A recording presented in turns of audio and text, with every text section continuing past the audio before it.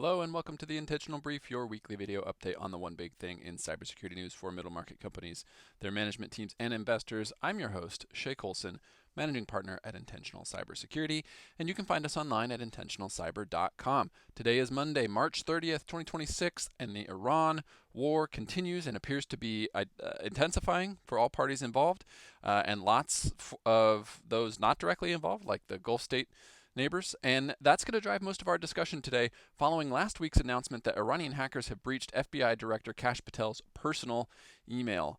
Last week, again, this news broke that the same attackers who claimed the attack on Stryker, the Handala hacking group, have breached Kash Patel's personal email and are leaking documents from it. In addition to some goofy-looking photos from Patel's earlier days touring Cuba and smoking cigars, TechCrunch notes that, quote, Patel appears to have sent emails from his former Justice Department email address in 2014 to his Gmail account. TechCrunch found that the emails sent from Patel's DOJ account also appeared to be authentic, unquote. I'm going to continue to leave the politics of all of this for others to cover and just stay focused on the cyber angle. And there are a few things I think we should take away from this set of interesting circumstances. First, I think it's worth just talking about the risk that email poses to most organizations. Lots of folks use email as both their kind of storage and archive system as well as their daily operations system. They leave things in their inbox. They want to keep things in their inbox. We have a tremendous amount of both workflow and approval automations that hinge on email notifications, incident response, software development. So the compromise of an inbox is potentially incredibly damaging across a number of threat vectors in our organization from an exposure perspective. And beyond that, we know that email is typically available on lots of devices, including non-managed personal mobile devices or web portals or other places.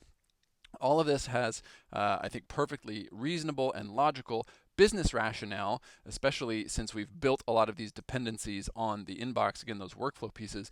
At the same time, we really need to be mindful of what people are keeping in their inboxes from an employee perspective. It's not uncommon for us in a risk assessment to encounter things like PII from current, past, and prospective employees. We also find things like EPHI, electronic protected health information, that HR teams are handling for things like long-term disability claims. We also regularly encounter users who never delete an email, meaning that they've got essentially their entire professional communications available to anyone who can access that inbox, also available, for instance, to a discovery request.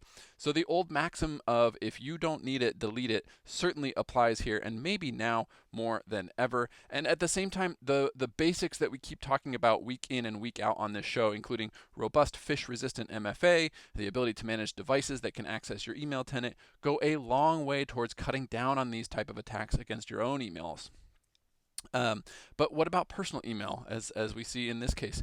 Obviously, you can't control that, but we can implement both policies and technical controls that limit employees from using personal email for official business, something that Patel was likely in violation of with his forwarding of DOJ emails to his Gmail. But you can also block these rules on your tenant. You can block auto forwards so that it doesn't go out, which again is useful in defending against BECs, or you can get notified as the admin when a user tries to instantiate one of these rules, which can be useful in detecting when someone may be trying to get ready to depart from an organization, for instance, or is playing for two teams. That said, it's not a perfect system, and we need to train, inform, and enforce with our users if we hope to have a fighting chance. Modern data loss prevention systems, including Purview, can help manage this risk down, but this risk won't go away, just as email itself is not going away. Similarly, the risk in handling sensitive or regulated data won't go away, so we need to make sure we're giving our teams secure and reliable ways to handle, transmit, and store that data, and training them on why exactly it might not be the best idea to forward these things off to your personal accounts.